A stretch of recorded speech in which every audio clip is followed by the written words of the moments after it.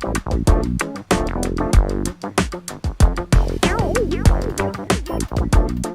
all, this is Brian with MailLift, the handwritten letter services for businesses. Our next guest lives and breathes email marketing for his customers. Chris Hexton is one of the founders of Vero. By helping businesses track what their customers are doing on their website, Vero builds customer profiles and sends relevant emails. Thanks for joining us, Chris.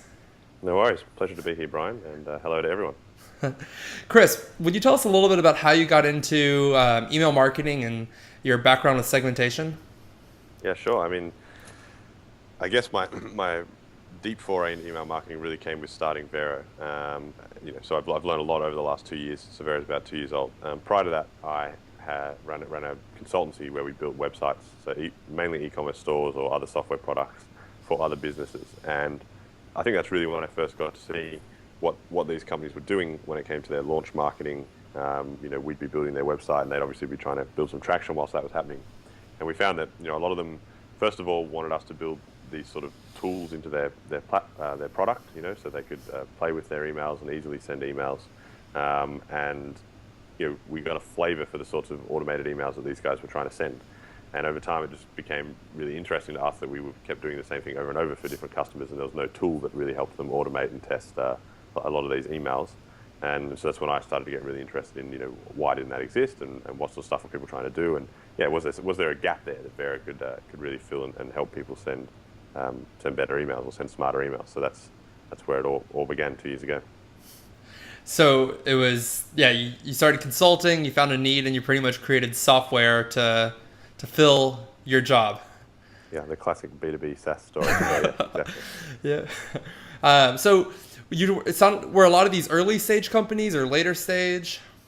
Yeah, I mean, I think the companies we've been working with were definitely early stage or like maybe mid stage, not huge companies by any means. And if they were mid stage, they were rebuilding their platform, or sort of starting from scratch, if you will. And so in all cases, they weren't the sorts of companies that could work with Responses or ExactTarget, who are the enterprise grade tools for this sort of lifecycle email marketing. So they were really looking for a tool that didn't exist, which is the gap that we filled. But a lot of them, in terms of the marketing they were doing, was around introducing a new product or a new product suite or a new set of features, and trying to build that momentum for launch. That was my first exposure to this lifecycle stuff, and I guess it's a good place to start. So to put it in perspective for companies interested in like lifecycle emails, what ExactTarget pricing, and they have a different set of tools, but ExactTarget pricing versus the pricing of Vero? Yeah, so I mean, thousands of dollars a month for ExactTarget, and then for Vero it starts at $99 a month. So $99. Yeah, exactly. So it's very, very different. I mean, and look, obviously the tool sets are a bit different, but we've had many customers come over from ExactTarget now, which is really exciting for us. They can obviously achieve what they need to. So, it's cool. So when working with these early stage and mid stage companies, how would you go about creating a first segment for their business? Yeah, so what we've tried to do with Vero is make it really easy for customers to create the segments they need to and think about it in a logical way. And that's an ongoing challenge because there's so much to think about. But I always say people should really try and keep it simple to start with, and the easiest way to do that is to think about what's the journey from when one of your customers first arrives on your website. So you have no idea who they are and they have no idea who you are, to the point where they actually buy from you a second time. That's how I think about it. So there's obviously a lot of steps there. They're going to have to browse around, they're going to have to see something they like, they're going to have to interact with that product, they might have to come back, they're going to have to add it to their cart. This is for an e-commerce store. They're going to have to check out. Then they're going to have to like the product you sent them, and or be reminded about your store and come back and buy again. But those steps give you a really quite a clear picture of how you could break up your emails. If someone comes into step number one, so they visit your site and view a product, but then they don't purchase, that's the first segment, right? There's customers who've done step A but not step B.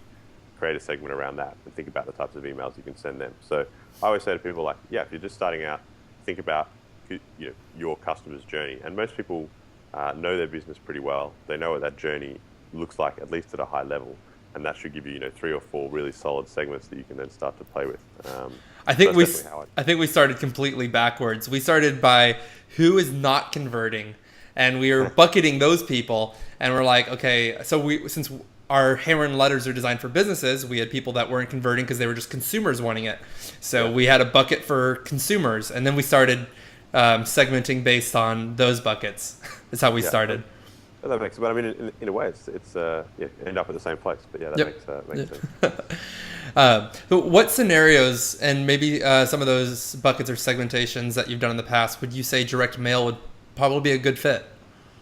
Yeah, I mean, I think I really like what you guys do because it adds like that extra element of human touch. So, what we believe in and what I always try and talk about with this lifecycle email marketing is you're trying to send a really singular email each time an email goes out. So you're not trying to send something really generic, or to 100,000 people. You're trying to say like, hey, Brian, this is an email just for you today because you did something yesterday. It's got lots of context. And I think that the idea of direct mail, or in your case, handwritten letters, like you can add to that even more. It can be even more special. And so, I think if you think about where in this journey does it make the most sense? For us, for example, we've experimented with sending people, cards and things after they've been a customer for a while. So, at that point for us, they're in that segment of, well, they're a good customer, but we want to retain them. We want to get them using the product more. We want to build a relationship with these guys, and that always has, a really great effect. So I think there's definitely a huge place for it in terms of making things personal for your customers.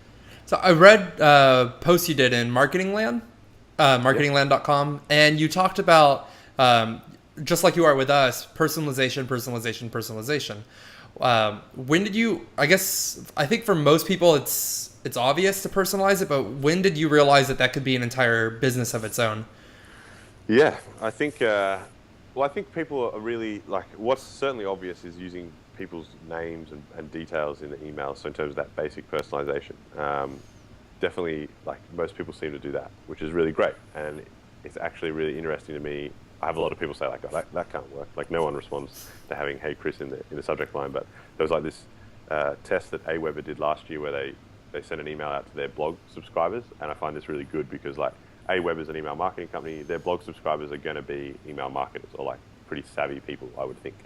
And they tested, just 2 emails exactly the same, but they had the name in the subject line of one of them, and the response rate was like 20% better for that email. So even that basic personalization works.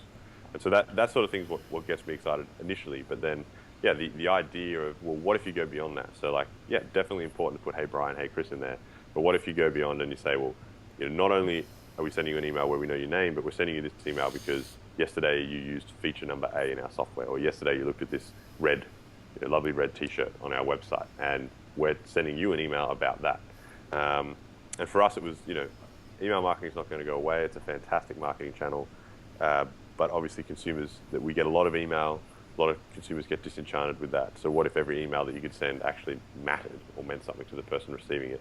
That's obviously going to be better for the customer. It's going to be better for the business. And so our focus, is on this like hyper segmentation. Like, how can you make every email an individual or a personalized email? And it just sort of makes sense. With hyper segmentation, how do you figure out what's too much data to collect? Or like, how deep should you go? Yeah, I always say, like, just track everything. Like, you may as well put too much, collect too many events and too many data points, because you can always filter it later. I guess a better answer to that question, though, is like, too much is what you can't handle. So, collect as much data as you can. But when it comes to segmentation, like, if you've only got the bandwidth, like, if you want to send out, a life cycle series, and you don't have the bandwidth to create 8 different variations, and each variation is slightly different, then don't do that. I mean, just start with one, and then just use the personalized names, or use a little bit of personalized data. So I think the answer is, like, be sensible about what you can achieve. If you've got a team of 4 people doing email marketing, and you've got a list of 20 million people, you're going to see a lot of benefit in doing that really, like, broken down sort of thing. If you've only got a couple of hundred subscribers and you're just starting out and it's just you and you're doing everything, then you'll get just as much value from having, one, slightly personalized lifecycle email or newsletter. So, what you can handle. Chris, how big was your founding team? Yeah, so 2 of us. So when you guys started, is there anything that you would have done different on the lifecycle side? I think something we did not too bad, but could have done better, is just communicated more. So basically, we did a pretty good job because we knew the power of email. We were collecting leads via our blog. We had landing pages and stuff. But I think building, what I've learned a lot more now is how to build momentum with a series of emails. And when you're in the early stages of a company and someone's giving you their email address on a landing page or a blog, I mean, they're really quite interested. People don't just give away their email for nothing, right? So you have to use that to your advantage. And on top of that, when you're in the early stages of a company, everything you're doing is really quick. So think about a week in the first 2 months of a company's lifetime. You do so much. Every day you're doing stuff, and there's so much you can talk about to these early adopters. And so definitely something I would say is email more. Like, don't be afraid to email. Don't be afraid to share your stories. Treat the people who put their email down as if they're a friend. And that's something we did okay at, but I think we could have done better. And I think we could have done it for a longer period of time. So I would say that. If I was to go back, I would build that momentum and build a blog and build an audience and build people who are engaged with the emails for like 6 months or 9 months before even releasing anything, because then you can build up this really hungry group of people who believe in what you're doing. So those are probably the two things I would do. Yeah, I know. Yeah, interesting. For us, we did a lot less email in the beginning. I definitely see how the personalization of it. For us, it was all phone calls and direct mail. Definitely depends. Like that makes perfect sense. Hey, like it depends what your approach is to marketing early on. So we had a content-based approach and we were collecting emails. So email was important for us, but direct mail makes perfect sense. And then, we're definitely big on email now, and we're trying to ramp that up. So direct mail and emails do have a lot of similarities. We have a lot of people come in and say one of the things we like about it is in the past, email you only got 10 emails a day, and now you're getting 100 plus. Yeah. What similarities do you see, and what do you think we could learn from, as if the next argument, which is there's a lot of direct mail that starts coming in and everyone starts using us, what's the next step that people can learn from your experience with email that we could start maybe bringing over to direct mail? Yeah, and I think you've got to really focus on trying to cut through the noise, and that's hard. I think definitely. I mean, we've already spoken about it, so definitely one of the things is personalization, in the sense that if someone gets, if you get an email about a flight you booked yesterday, you're on it. You're aware of the email. You open the email. You know what I mean? So that's what I call context, where like you're sort of expecting this email. It makes a lot of sense to you, and you feel like you need to engage with the email to take the next step. So trying to design emails that do that is what can help you cut through that noise of hundreds of emails a day. Where if someone has an email coming to their inbox, it's about something they did recently. It looks like it's got a goal or a purpose in mind. They're much more likely to engage with that than a random email that's like, hey, 10% off everything in our store. You know what I mean? So when they see all those emails in their inbox, the personalized, targeted one's always going to work better. That's definitely one thing. I mean, I think the other thing is testing. So we're big proponents of testing. And I don't know, this would be interesting with direct mail. I guess it might play out differently, but with email, you've at least got that chance to play with the subject line before someone even opens it. So they can see those hundreds of emails there. Changing what your subject line is can really impact whether or not people engage with it. So testing is something that seems to be more and more important in helping people cut through the noise, if you will. They're probably the two biggest things. That probably sums up the whole. If you're sending an email that's relevant to something they've just done, and the subject line's catchy or makes sense, there's a pretty good chance they'll interact with it. I guess with direct mail, I think it probably comes down to design, playing with the design, right? Like that's probably like the subject line, because if they've got a whole stack of physical things to look at, I guess playing with the design, that would be really interesting. How do you test that? How do you get really the design really is the what we found to be the A/B test, or just to get the first response, which is going from like a basic like Crane & Co stationery to a Crane & Co with the like a red letter or envelope. Putting company names in the envelopes versus not having company names and just having a personal name. Yeah. We've run a lot of tests, and that's fascinating. Yep. We found it completely depends on the industry too. So everyone has to run that test. Exactly. Yeah. I mean, everyone gets different results. So I totally agree with that. Don't just listen to us. Listen to us and then test it yourself. So You talk about segmentation as segmenting the customers and personalizing it based on both the segmentation and what they've done on the site. What about your types of posts or the types of emails you send? Are there segments of emails you send? Yeah, definitely. So I mean, we try really hard now to do send everything we send to be at least somewhat segmented, because the results are better and it gives us so many learnings that we can use again and again. So I mean, for us, the most basic form of segmentation for a newsletter would be like, we track when people subscribe to our blog, when they sign up for a free trial, we track how they subscribe to the blog. Did they download a resource, or did they come from a certain blog post? So Now, how does that affect the email they get? yeah, so for us, it'll, at a high level, for example, it might just be like, we might decide, hey, this week's post is a really practical post. It's about how to do X, Y, Z, how to set up a direct mail campaign, right? Let's say we wrote a post about that. We might decide that that's not really relevant to all of our blog subscribers, or that's relevant to people who have signed up for a free trial. So we'll send it to people who we think it'll actually be relevant to, and that comes back to trying to provide that context.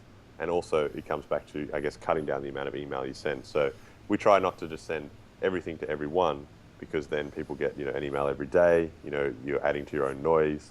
The emails they do get just become a bit samey. So yeah, same with people who've downloaded a resource. Like if you've downloaded the e-commerce guide, the e-commerce ebook, well, it makes so much sense to send you e-commerce related posts, because we know that you're interested in e-commerce. So it affects it in that way for us. Where and I wrote a post about this recently somewhere, where over the last sort of 6 months, I've been looking at, well, the average number of emails per customer that we send hasn't changed, but we've managed to increase our conversion rate like 260 or 300% or something. So just by, instead of sending the same thing to everyone, we might send 4 newsletters a week, right? But we're not sending 4 to everyone. We might be sending 2 to these different groups of people. So people doesn't feel like they're getting more email, but they're getting more relevant email, so they react better. And that's how we think about segmentation. So you work with a lot of e-commerce. What other types of businesses? Yeah, so I mean, definitely work with a lot of e-commerce. We work with a lot of software, so a lot of software as a service, SaaS businesses, and then a lot of companies that I just call B2C or B2C transactional businesses. And these are really interesting in my opinion. But things like travel sites, gaming companies, lead generation, those sorts of businesses where customers can come and buy again and again, where there's a lot of data they collect early on, like travel sites. When you do a search, they know where you want to go, they know the dates you want to go. They can do so much with that stuff in terms of follow-on deals on hotels or whatnot. So those sort of B2C transactional companies are another really interesting vertical in terms of our customers. And so we do a lot of behavioral campaigns, or will people set triggers within their Salesforce or within their CRM, and whenever an event happens, they send a handwritten letter. Thank you for being a customer for X amount of time. I just noticed you bought Y colored shirt. Yep. So how do these companies use behavioral campaigns with email? Yeah, so very similar stuff. I mean, I think the big overarching buckets are like activation, and retention are probably the 2 biggest buckets for email. So, these companies spend a lot of time trying to send emails to people who have expressed some interest but have never bought from them. So I would call that activation, right? Where they're, similar to that, it might be like, well, you haven't been a customer for a long time or bought a white shirt, but I'm like, hey, we saw that you checked out this jacket 5 times. Here's 10% off just for you. Or hey, you've come back to our site 4 times in the last week. We'll give you a special something. Or hey, have you checked out these related products? Trying to get people to buy something based on their preferences. So there's a lot of automation and like you can do around that. And definitely what we've seen there is sending multiple emails rather than one is the most effective way to go. Is having a sort of drip campaign to try and get people to come back is really powerful. And then on the retention side, it's more like the sort of stuff you're talking about there, where rewarding people for their loyalty, keeping people updated with product updates, or giving people really segmented educational material to help them engage better with your software or with your business. It could just be things like you said there, where just wanted to say thanks, or here's an opportunity to ask us any questions. You guys are awesome. So it's the same sort of exactly the same in the way it's triggered. Like you're saying, it's based on what people have done. and then you send them the right message. So it sounds like you're sending a lot of and automating a lot of high quality emails. Yeah, I think hopefully. well, I mean, it sounds like, I mean, that's the big point is Yeah, the absolutely, quality absolutely. of it. And they receive it and they're like, yes, this is relevant, and I want to read it or I want to respond. Um, how Cool. how do you create copy like this, or how does someone who doesn't know anything about copy get started with it? Yeah, I think the easiest way to get started with copy for me is to just be yourself. And I know this sort of sounds strange, but like when you're starting out, don't try to over-engineer it. And this is, depends where your business is and its cycle and stuff, but particularly in the first few years, usually there's a spokesperson or someone that the customer would probably recognize. Like maybe it's the customer success manager, maybe it's the sales rep, or the BD manager, or the account manager that works with them regularly. Use that person as the person you're sending the email from, and then all of a sudden you can write like a person because the email is coming from a person. So I would say that when you're starting out, try and use plain text emails, or very basic emails. Try and write like a human being, as if you're talking to another human being. And then in terms of what you're writing, really focus on the user. Like never say I or we. Like always talk about them and you. Always try and think what are the benefits to them, or how are you helping them, like genuinely helping them, and that will give your email the right tone. So yeah, I think write like we should make a plugin where it tells people how many times they said the word I or me. yeah, exactly, yeah. And highlight it. Yeah. But yeah, I definitely think focus on them and their benefits for them, and write like a human being, and you'll be pretty sweet. So I think so. We when doing a one-off letter, that makes a lot of sense. When doing form letters, is there any tricks to making it come to keeping it personal? So when you're doing a So when one-off doing letter, like a form, like a letter that you're going to use, or I'm saying letter, an email that you're going to use over and over again whenever an event happens.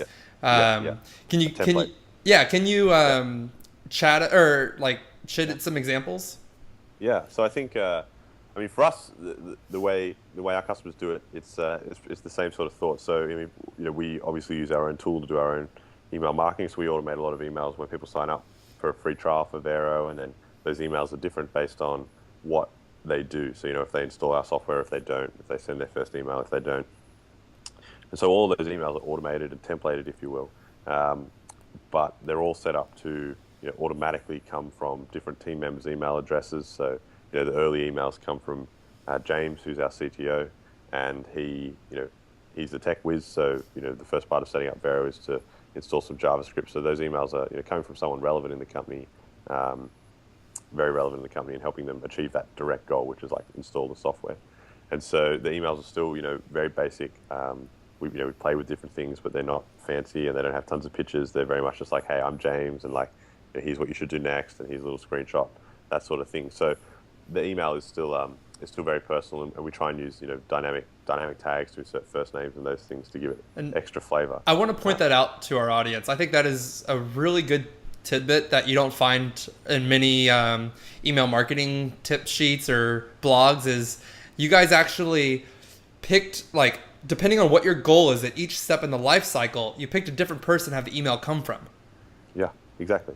So I mean, and then it goes from James to being later on. Most of them are from me, around actually like setting up your emails and success of that.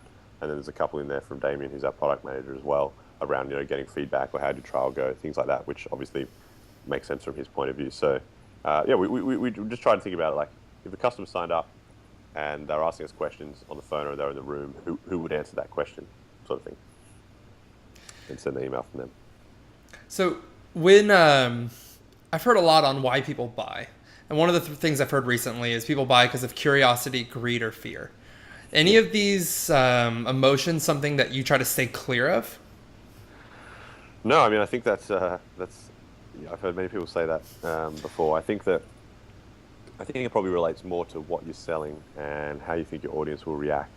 But definitely, this even comes down to like curiosity. For example, if you have a question in the subject line of your email, that is really, really powerful 9 times out of 10, just because it's a question and people want to know what's going on. So, I mean, that's a classic example of curiosity working. Yeah, I mean, fear and greed are obviously perhaps more emotive or more polarizing things. So it depends what you want to sell, or what you're trying to do. So for example, us trying to get people to install our software, uh, we usually come from the angle of like, if you don't install the software, well, you're not going to get to automate these emails, and that means you're missing out. So it's a fear of missing out, right? You're missing out on conversions.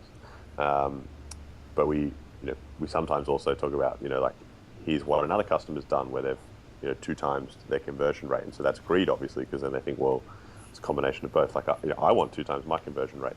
So I think there's always a way you can frame those emotions, without being, you don't have to be rude or you don't have to be pushy. It's all just about, the wording and the tone of your email, which comes back to what I was saying before. It's just be yourself, talk like a human being, and then also think about that greed and that fear and that curiosity. Jonah, Jonah at Copy Hackers, right? Yeah. Copyhackers.com. So Jonah once said that that copy works really, or short copy works really well for very cheap and very expensive products. You guys are kind of in that middle, at the starting at $99. I don't know what you go up to, but I'm assuming it scales with it.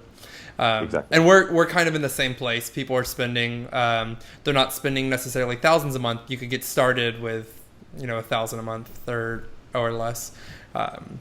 How do you do more short copy, long copy? How do you choose? Yeah, so we choose by testing, which is probably the answer you're expecting, and it's definitely different for everyone. So, but I mean, Joanna's awesome and the master, so I would listen to everything Joanna says. Definitely we found that for us, it depends exactly on the steps. So most of our emails are short form, like they're not long.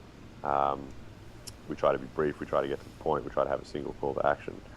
Some of them are definitely longer though, and we find that usually comes down to places where we feel like we need to educate, or where we feel education will help.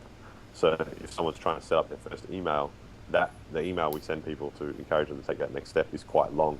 It tells them exactly how to do it, and it also gives them some inspiration around what they could send, types of emails, and how that works, why that works. So in that case, long forms has worked better for us, testing against the short form version we had before, and it's because I think it educates the customer better.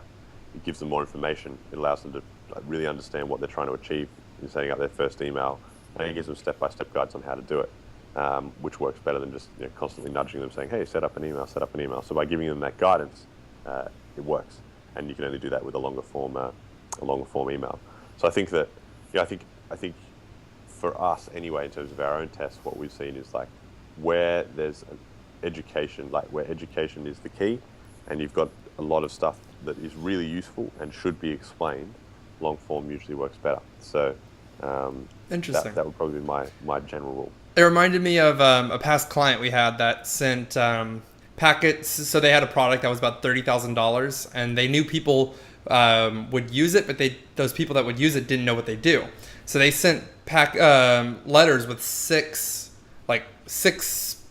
notes deep. It was like a 2,000 word letter handwritten to them, and while they cost a little bit more, they're educating them and converting really well. And I think That's awesome. Yeah, I'm starting to. I'm seeing the connection there. How would you integrate offline and online when it comes to messaging? Like, at what point would you do a short or long letter offline? Yeah, I think. I think it comes down to what you have to say, or so something if it's like a, thanks and here's a little gift for being a great customer. Maybe short form works the best there because that's sort of what you'd expect to receive from a friend or someone like that. So. In time and place. So in that instance, I'd be thinking short form. But if you're sending out something where you're trying to introduce new features, and you'll know better than me what the sorts of emails your customers send, but introduce new features or educate the customer about something that's coming up, or maybe you've got a bunch of products you're discussing. In those cases, long form's probably better because it gives you a chance to fully explain what you're sending the customer and what it's all about. So I think the same rule would probably apply. Not that I've tested it so much with direct mail myself, but I mean I think that idea of like if you're trying to educate or you've got a lot of genuinely useful material, then long form's good. If you're just filling the page, then that's when you need to go short form, in my opinion. So when designing an email, so if you're just trying to fill stuff in, keep it short form, keep that call to action. If you have stuff to educate, keep it long form, and keep it personal with the way you talk and plain text. In some scenarios, heavily designed emails, such as a clothing company, want to get people excited about a product feature, work really well. How would you go about heavily designed emails and keeping those personal? Yeah, so that's definitely, a really good question, because there are always combo breakers, and I think, you hit the nail on the head there, where if you're trying to sell a product like a dress, then what the dress looks like is like truly important to the sale of the product. It's all good to write, hey, we've just released an awesome pink dress. That doesn't tell me anything at all. So there's definitely, for e-commerce and or for any visual product, even if it's not e-commerce, then I think images are really warranted. I think then the personalization more comes back to the second sort we were talking about, where, who are you sending this email to? If you're sending, hey, we've got a new pink dress to all the male subscribers on your list, is that a good idea? Maybe not. So starting to personalize with the segments and say, well, we're not just sending this to everyone, we're sending it to specific people. How does Vero go about deciding if this is a male or a female and when to send to who? Yeah, so I mean, in our case, we don't think it really matters. So, we don't mind. But for many of our customers, it's information that they'll collect as part of a subscription or a sign up, if they feel it's relevant to their business. The best example I've ever seen, or the simplest, and these guys aren't a customer of ours, is asos.com, which many people know. It's an online clothing store based in the UK, asos.com. And if you go to their homepage, it's still there now. If you scroll down, their newsletter subscribe box. Most stores just have, hey, subscribe to our newsletter. There's one button that says subscribe. They've got two buttons. So you put your email in, and then you either hit male or female. And to me, that's just like marketing genius, because that, for them, they've worked out that male and female is probably the most important. It's high level, but most important segment. They want to know, are you a male or female at least, and then they can start to track other stuff. And so rather than force you to tick a box or fill out a form, they've just got those two buttons, so it's really easy to click. And then they know the gender of everyone who's on their list, which for a clothing store that sells men's and women's clothes is really important. So I think you need to think about what's important for your business. For us, we ask, rather than what gender you are, what industry you're in. So are you e-commerce? Are you SaaS? Are you something else? And that's probably one of the more useful metrics. We have more useful data points in terms of basic segmentation. But the idea is the same. Okay, so you segment it. You get some automated messages going around each segment, or at least a few segments to start, and you write copy that's personal to them. Only giving them as much words or wordage as they actually need. How do you, what I think most people find the hardest part, the call to action. Yeah. How do you go about creating that first call to action? And is there any pro tips to that? Yeah. And before I answer that, I've just thought of something for the last one. I mean, in terms of personal emails with images and stuff, another cool company that does good stuff in terms of email marketing is netaporter.com. And they have a weekly newsletter that's, it's full of images. It's all about the new, women's clothing they've got in. It's a really beautiful email. But it's still, the way they've done it is it's written by the editor of netaporter.com or by the head buyer or whoever it is. So she signs it in the bottom. I think that's really interesting. With a digital signature? Yeah, sort of thing. And so that to me is still a form of, keeping it personal despite having a glossy feel. Another example that I can think of is a company called Shoes of Prey. They do women can design their own shoes, so it's amazing, it's ridiculous.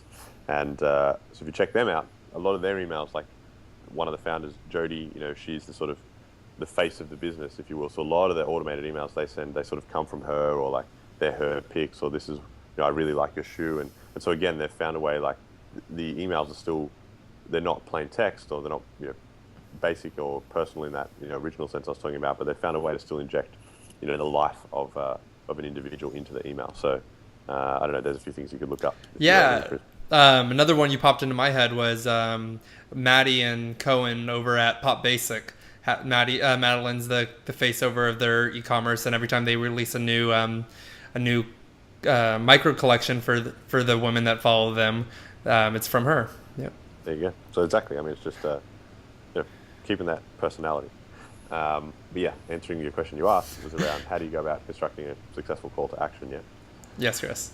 So I think that it's, there's a few. I think I've got this list, and you're going to test my memory here. But I came up with this acronym called CRAFT, your call to action. So it's CRAFT, and I have a little rule for each one, but I'm going to look it up because otherwise I'll just I changed. I had a few iterations. But I think the first thing is like have one call to action is probably I'll go through the list. So the first thing, so craft is colorful. So for me, this means like make it eye-catching. And if you've got a plain text email and all the text is black and you've got a bright blue link, that's still colorful. It still stands out from the rest of the email. If you've got a big, an email with lots of pictures, a big email, then having a huge orange button or a huge green button might not look out of place. So do that. Contrast with the rest of your email. So that's my first one. So C would be colorful. Question on that really quick. For example, our call to action, almost company wide, is if when we place it, we make it bold. Everything else is plain text, and the call to action is bold. Would you consider that colorful, or would you maybe even try making it blue? I mean, I try both, but I definitely think if nothing else is bold, I mean, it's not colorful, but it's achieving the same, like the principle, which is stand out. So I would say that So would be fine. Having the call to action stand out is really the principle of colorful. Exactly. Okay. Yeah. Just so people understand that that's the call to action, not just another part of the email. But it'd be interesting to test bold and blue, at the same time. You never know. Cool. So that's C, and then the next one is R. So make it relevant, and this seems sort of obvious in a way, but you want your whole email to flow. So you want the subject line to make sense. Like it's all good to have a really curious or fear-inducing subject line. And I remember seeing an example recently, and it was super vague, and like the open rate was ridiculous. It was like 60%. But then people got inside the email and they read the email and they're like, this doesn't make any sense. It has nothing to do with the subject line. I'm not going to engage because I don't get it. So you have to have it like this. It has to be relevant. It has to be congruent. And the same goes for the call to action. You want like if they've read the email and they get it, they should know what they need to do next. And the call to action is just like click here to do it sort of thing, or take this next action on my website. So what you're asking the customer to do, like the goal of your email, needs to be relevant.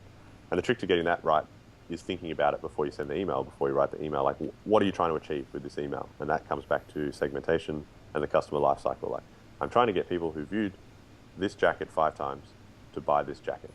That's the goal. So we know what the call to action in the email is going to be. It's going to be something like buy this jacket, and make sure then the copy in the email, the subject of the email, who you're sending it to, all flow together. So if that makes sense, think about the goal of your email or the goal of your call to action, so it's relevant. Third one, so it's CR in craft, is actionable. And for me, this is a bit more technical, but if you want to have a really successful call to action, make it link to the right place, if that makes sense. So Amazon are the best at this, for example. Like if Amazon send you a cart abandonment email and it's got a return to cart, like you can guarantee that when you click that link, you will go directly back to like the buy it now page, and that all the items will still be in your cart. It's very actionable, like it's very direct. They don't muck around. They don't make you jump through hoops. So in other words, when you've got that relevant goal for your email, make sure the call to action doesn't make people, click too many things. Like you want it to be like, I got the email, I read it, it made sense. I want to buy this jacket now. Click the buy button, it takes me to the page where I can actually buy it. So try and reduce the number of clicks to make your call to action really actionable. The same might be in some of our welcome series emails where we're trying to get people to install our JavaScript code on their website or whatever. Either having having it so that when they click through, it takes them to a page where maybe the JavaScript's already copied into their whatever you call it, like so they can just paste it in, or taking them to a page where the JavaScript's already customized for them based on the details they've given us. So we try and do things like that to make it really actionable. That way the customer has to do less. So that's CRA, and then F is forceful.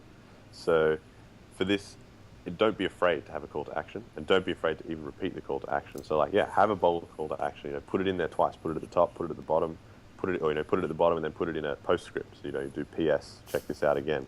I think a lot of people, and it's understandable. Like particularly when you're starting out, you're sort of scared to ask, customers to do stuff because you don't really want to offend anyone, and it's really fair to ask people to do something that achieves your end goals. And But if you've written a good email and it's genuine and you're helping people and it's got context, don't be afraid to like put that big green button in there and ask for directly what you want.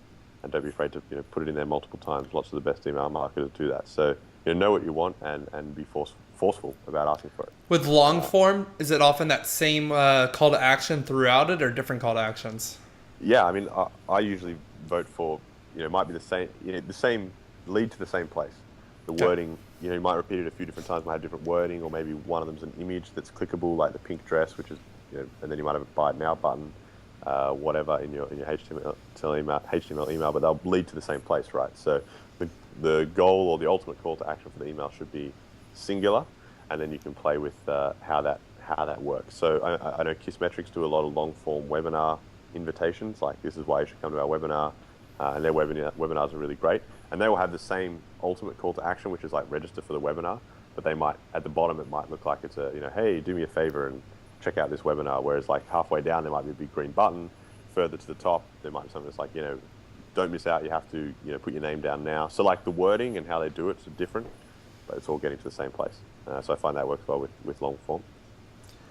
And then the final one, so CRAFT, is targeted, and this more comes back to segmentation. So make your email targeted, make it lead to a place that has context in that customer's life cycle, and so this ties in quite nicely with being relevant. So think about the goal of this email you're sending, and think about the people you're sending it to. So is the goal relevant for the segment that you're sending this email to? If not, why are you sending it to them? Make your segments more granular and send it to a group of people for whom it is relevant. So really try and get targeted with what you're doing. So that would be my five things. So your 5 things. Chris, you've helped us come up with colorful, relevant, actionable, forceful, and targeted. Yeah, that's them. So I'm hoping this becomes a thing. Yeah, I'm sure we'll be using it. Cool. Well, thank you, Chris, for helping us craft together this video cast. Chris is over again at Vero, helping track customers on your website, send emails based on what they're due, and personalize the email campaign. Chris, how can our audience reach out to you or ask you further questions? Yeah, for sure. So I love questions, so don't be afraid. Best way is email. So my direct email is chris@getvero.com. You're also welcome to hit me on Twitter, just @chexton. And yeah, please do. If you've got any questions, happy to help.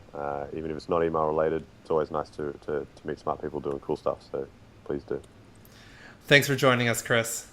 No worries. Thanks for having me. It's been awesome.